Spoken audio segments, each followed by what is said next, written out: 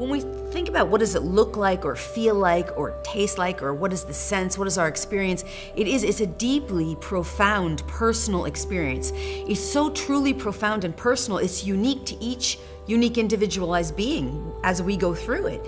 So for me to describe one experience, it could be so uniquely different from another. However, what we all go through is this inner transformation where energetically our bodies completely shift. We shift out of the recognition that we're carbon-based beings in physical form in what we call 3D, which I can explain in a moment. In 3D reality, which is based in separation, we're made of carbon, hydrogen, nitrogen, and oxygen. And this is the solid of things, right? Physical, solid. So 3D essentially is height is space, right? Height, width, and depth, that's space. That's a dimension of reality. Then obviously sound is a dimension in the third dimensional reality, right? It's one of the three dimensions. And then light, we can see colors and lights. That's a dimension in the 3D. When we shift over to 5D, and I can explain 4D, we actually shift out of this concept that it's just space. We become so much more expansive. We feel, sense, experience all things. I can experience you from over here. I can experience an animal's consciousness. I can experience Mother Earth from her perspective.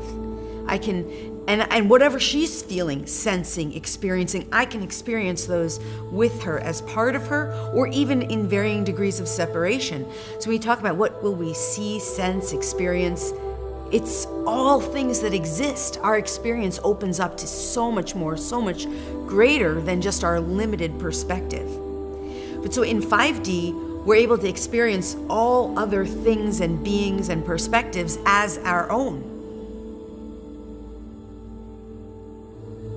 So when we talk about 4D, in the fourth dimension, the way I perceive that and see that is that it's a non-physical realm. In other words, in 3D, everything's physical, right? I have a physical body, you have a physical body. But in 4D, everything's non-physical. And so we're talking about things in 4D are like thoughts, emotions, beliefs, ideas, ghosts, angels, angelic beings. Even though those non-physical beings might not live in 4D, that's where we who live in 3D can kind of reach into that non-physical realm and connect with them. What is psychics? What does it mean to be psychic? You're connecting with a non-physical realm. What does it mean to do animal communication and telepathy? You're connecting using a non-physical realm. So that's what we talk about 4D. Everything non-physical hangs out in the fourth dimension. Well, in order to fully anchor into the fifth dimensional realm, which is really based on consciousness, unity, oneness, love, you have to pass through this 4D. You have to understand that it is real and valid. And just because it's non-physical doesn't mean it doesn't exist. You start working with the fourth dimension, and as you integrate it and recognize you're part of it, that's when you start to more fully anchor into the fifth dimensional reality. And that's where you see, sense, and experience everything, and even what's beyond 5D.